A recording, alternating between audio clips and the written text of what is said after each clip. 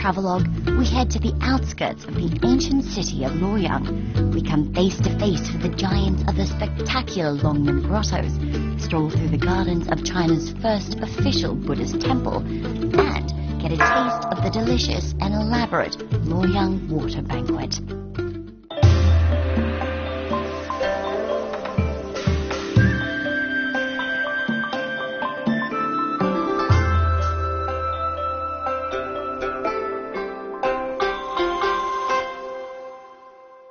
We're in the ancient city of Luoyang, which is a haven of history. Now, there's plenty of Chinese culture to be learned about inside the city, but further afield, there's also so much to see. And today, we're going to take you to the cradle of Chinese Buddhism. Hi, I'm Katrina Yu, and welcome to Travelogue. But first, let's start out in the iconic and spectacular Longmen Grottos.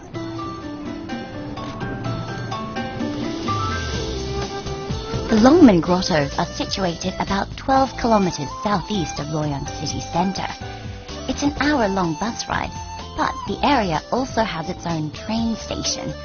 A 15-minute train journey will take you to the grottos, which occupy a 1-kilometer stretch facing the Yi River.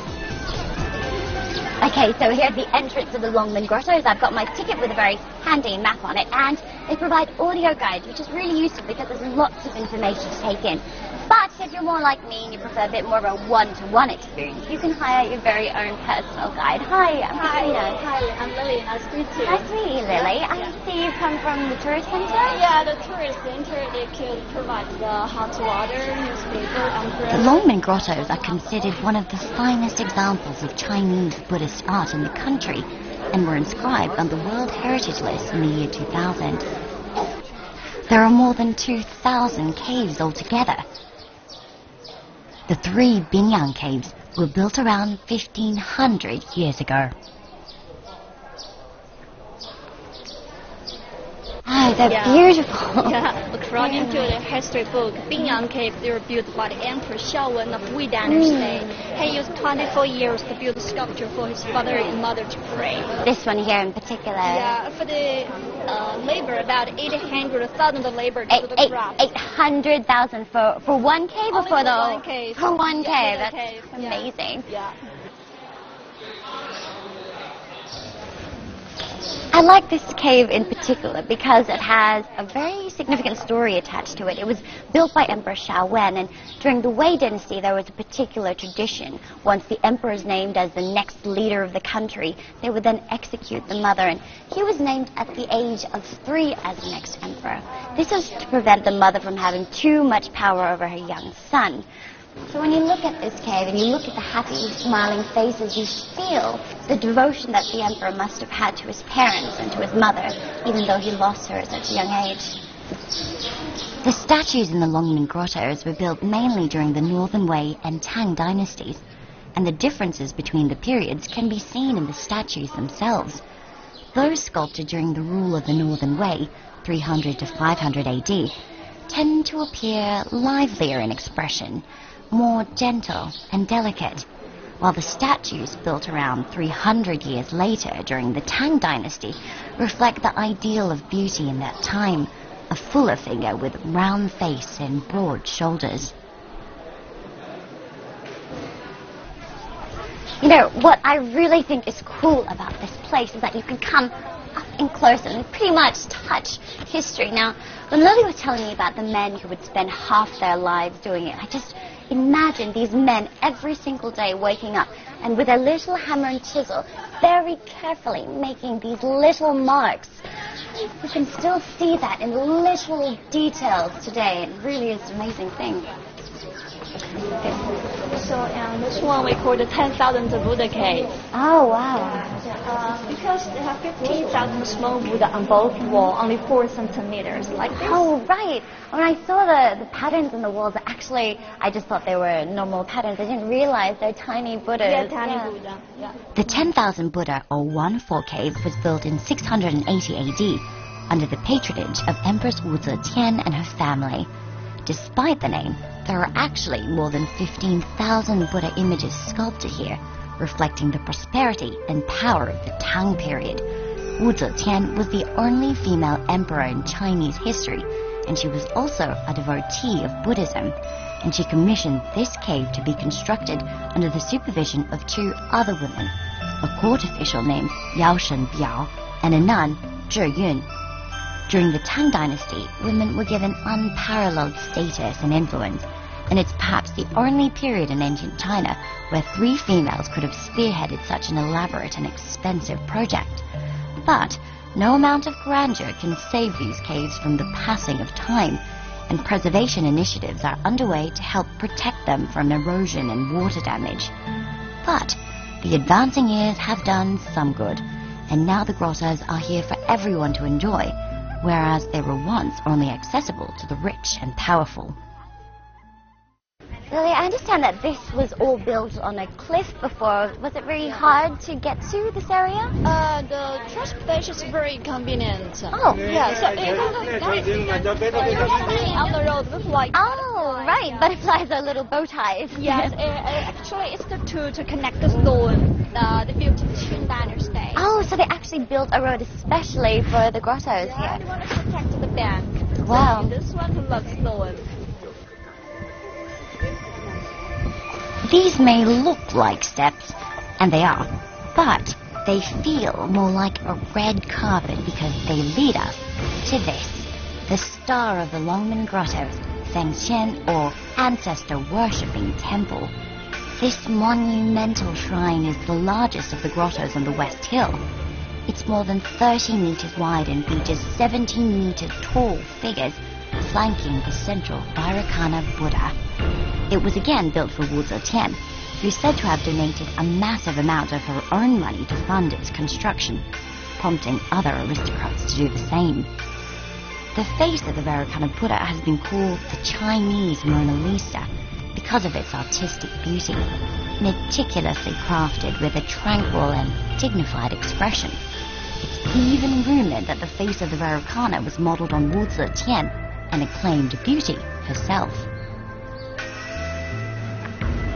Oh, it's really hard to describe the feeling of being in this place. It's completely overwhelming, and I'm sure no amount of camera work will do it justice. Being here in the presence of these giants, these statues, whether you're Buddhist or not, you can't help but feel that you're in the presence of something sacred, of something powerful. And you know what else? What I love is the look of each of these eyes. They're either serene or, like over here, they're fierce. But they each seem to pose every visitor to the Longmen Grotto the question, even a challenge. Who are you and why have you come? And I'm sure the answer for each and every individual who comes face to face with these giants will be completely different. My visit to the Longmen Grottos has been an unforgettable encounter with history, and I'm sure it will be for you too. But there's still plenty more to see in this area, such as the garden celebrating the life and work of Bai Juyi. He was a great Tang Dynasty official and poet, and many of his works are still popular today. Bai Juyi's grave and plaques recounting his best-known poetry can be found here, as well as some peace and quiet, perfect for enjoying a relaxing afternoon.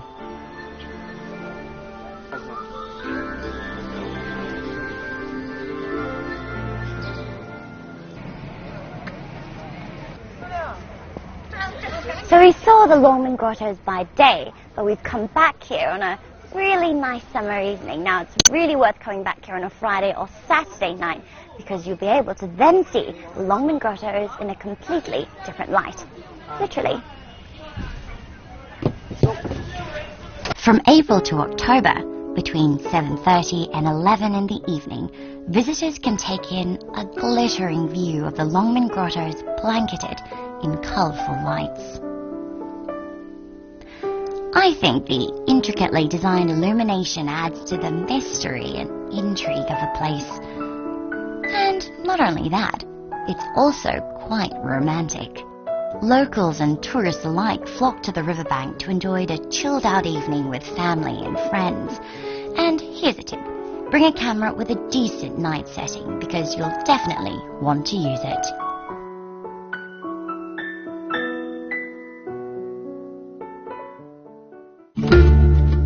Still to come on Travelogue, we visit the cradle of Chinese Buddhism and sit down to the elaborate banquet of emperors. I also get schooled in cooking from a local master. Just outside Luoyang, about 12 kilometers to the east, lies another bastion of ancient Chinese belief.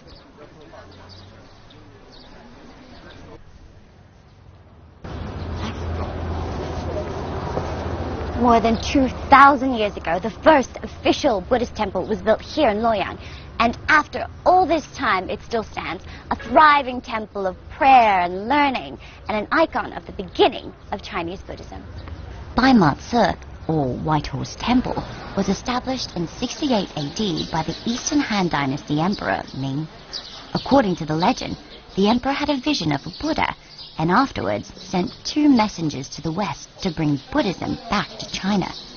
The emissaries returned with 2 monks from India and 2 white horses carrying Buddhist writings and relics on their backs. To express his gratitude, the emperor built this temple, and although small compared to others around the country, Bai Ma Tse's status as the cradle of Chinese Buddhism is unrivaled. Because it's so well known, many devotees flock here and can even lunch with the masters. I'm honored to have the chance to meet senior monk Master Qing Yun. He's an example of modern monkhood, holding a master's degree in Buddhism and taking up a very prestigious position while still quite young, only in his 40s. 这里的出家师傅这么平衡那个自己的修行和路游游客的影响。这样呢是通常的时候呢，我们会把自己修行的时间放在晚上。如果是白天来的时候呢，通常我们是认为呢。这个也是跟佛教的一种结缘为了让人们有生欢喜心吧，佛教里边讲叫结善缘，我们通常呢会采取这种迎来送往我们对这个问题是这样看待的这样In the course of many centuries, Bai Ma Tse hosted numerous monks from ancient India, many of whom helped to popularize Buddhism in Luoyang and eventually spread the faith throughout China and further afield to Korea, Japan and Vietnam. Much of what can be seen today was rebuilt during the Ming Dynasty around 500 years ago, but the temple's heyday was during the Tang era, specifically the time of Wu Zetian. She expanded the original grounds, and at its height, the temple was home to around 3,000 monks. Now, unlike the devoted believers who regularly visit the temple, we're not allowed to stay for lunch. So we head back to the city to check out another iconic Luoyang establishment, albeit a less sacred one. The most famous food to have here in Luoyang is called shui xi, and here we are at the most famous place that does it. Restaurant Zhen Butong specializes in shui xi, which translates as water banquet. Hey, what a welcome.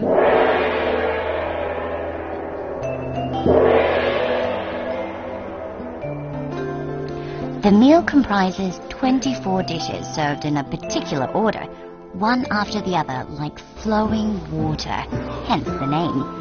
It originated during the Tang Dynasty and was a favorite of Wu Zetian. The sweet, salty and sour soupy dishes perfectly suit Luoyang's dry climate, and each has a particular meaning, which chef Li Yubin helps to explain.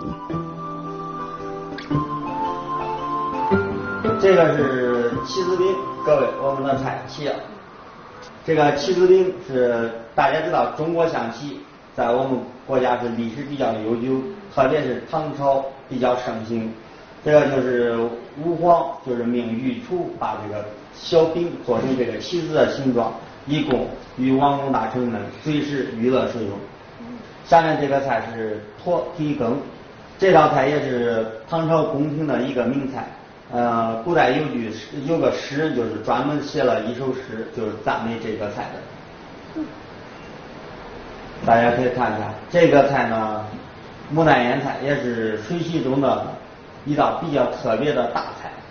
这个就是牡丹花的造型。这个菜有一个传说，就是武则天在品尝后感觉就说是大有这个燕窝的风味，大家可以品尝一下。Well, we're going to start, and I know which one I'm going to try first.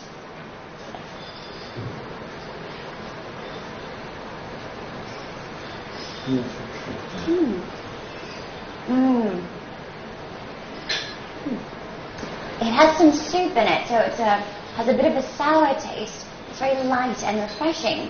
And the way that the radish is prepared makes it very fluffy and very pleasant in your mouth. Xuexi is considered one of the three wonders of Luoyang and has been served to important visitors to the city for centuries.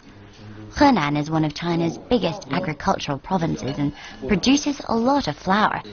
This is perhaps the reason why heavy and saucy dishes are favored by locals. After the meal, I'm invited into the kitchen to learn how my favorite of the dishes is made. Me, take to the chopping board. Now this will be interesting. 你好，主席长。这个是衣服，对，这是工作服。好了 ，Well, I might as well look the part if I'm gonna cook the part. 谢谢。好了。How do I look? Right, started.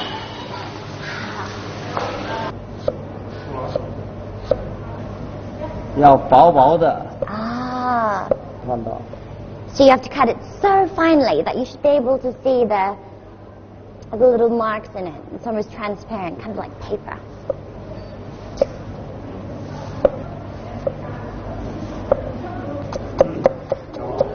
So you have to actually cut it into really, really thin slices, and this will give it that fluffy, light texture that really makes the soup so delicious and so appealing. You know, when I first tasted it, I thought it was grated, but actually it's chopped very finely and very skillfully.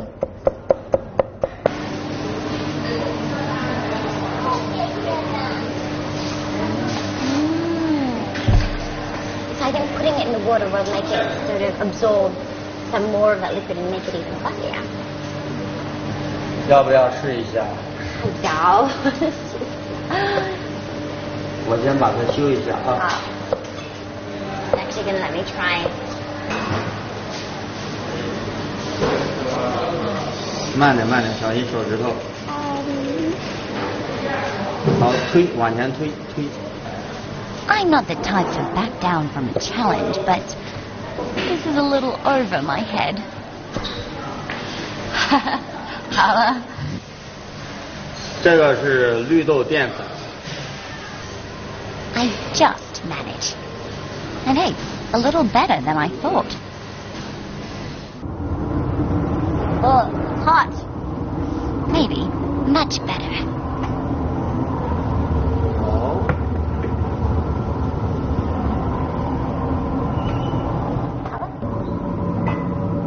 Oh, here it is.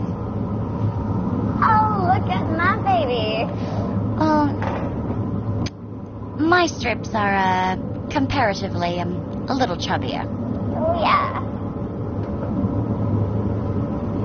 Well, you know, it's a little different, a little thicker, but hey, got some character going for it. 好了。这是配头。好了。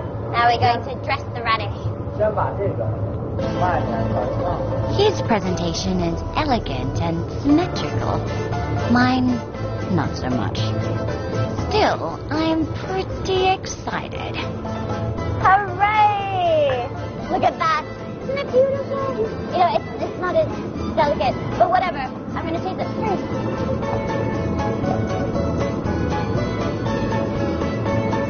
So good! Okay, very excited. 能吃，可以。 I think that means it's awesome. Oh, I'm so proud of this. Really, I think I might have accidentally stumbled across a new kind of a choice here. I think it's really good. Wait, seriously, I could even have my own cooking show or something. Don't you think? There's lots of different dishes that I could try. It's like was at the landing and, oh, wait, you know, where are you going?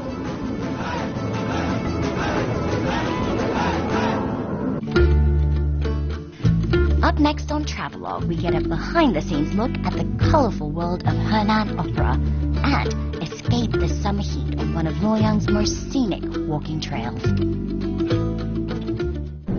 While driving through the outskirts of Luoyang, we get wind of a traditional performance taking place in one of the villages. We pull over and discover that a yuju, or Henan Opera, is about to take place. So the performance is about to start and we're going to head backstage to get a bit of an insider look at what's happening behind the scenes. Apparently, the performers are all part of a special troupe called Zongxi Xiaxiang, which literally means to send opera down to the villages. Sponsored by the provincial government, they travel and perform throughout rural Henan. I meet passionate performer Zhu Mangwan, who invites me to give it a go. Okay, well, she's going to put some makeup on me and teach me a little bit of juju. So, let's go. The makeup is quickly piled on and feels a bit gooey on my face. This is what women wear just before they get married, so. Now that I sort of look the part, she teaches me how to sort of act it too. Traditional opera uses many movements and gestures to tell the story, and Zhu Mangwan demonstrates a crucial one. Oh, she's teaching me what to do if I'm very, very sad and I'm going to basically take off.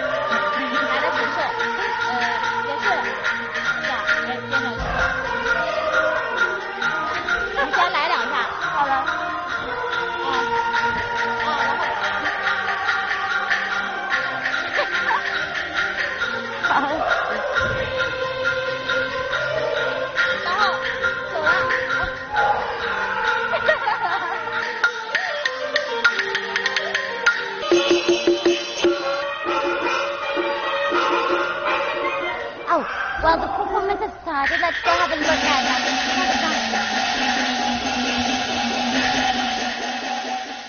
Blockbuster movies may have overtaken operas as a form of mainstream entertainment, but only decades ago these young men and women might have been considered megastars.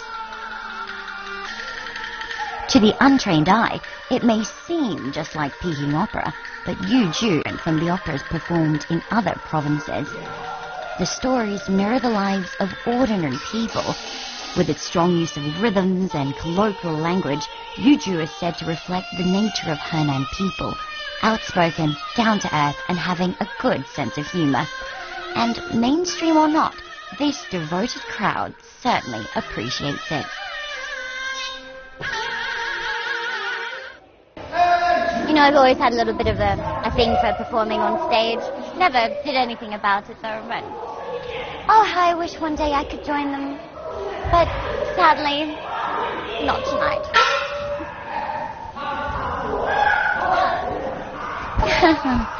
Now, Luoyang is not just about culture.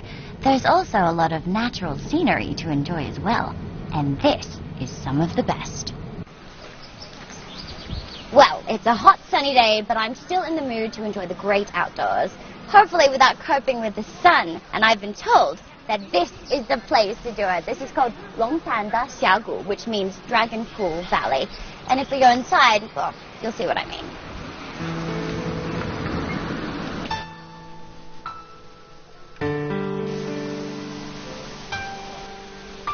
While temperatures soar above 35 degrees outside, in here, it's very cool and comfortable. No wonder the locals love visiting during weekends and holidays. Winding walking trails lead you through the narrow gorge, past a waterfall, and dark, quiet crevices. It's the perfect place to get a sense of Henan's natural environment, with its dry, rocky terrain and mountainous landscape.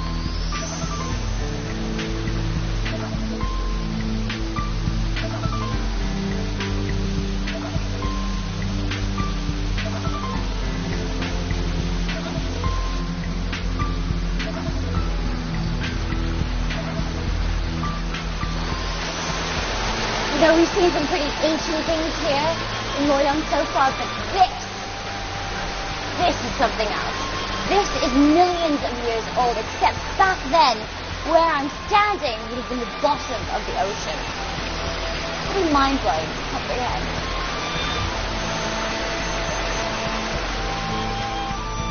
And as with almost all things in Loyang, there's more to it than meets the eye. This ravine not only has a fascinating geological story, it's also filled with old tales, pagan fables, as well as Buddhist legends. Mysteries are everywhere. For example, if you look over here, you have this really cool effect. Looking at the rocks from where I'm standing, it actually looks like the water is flowing upwards. But in fact, your eyes are lying to you. It's just because of the way the rock is angled, the formation of it, that it seems that way, but really, it's flowing downwards like usual. Pretty cool trick anyway. The 12-kilometer valley was formed by flowing water over millions of years.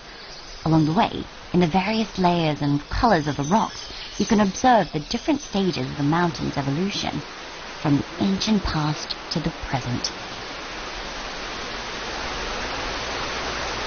Well, I can see just around the corner this path is coming to an end, and sadly, so is this episode.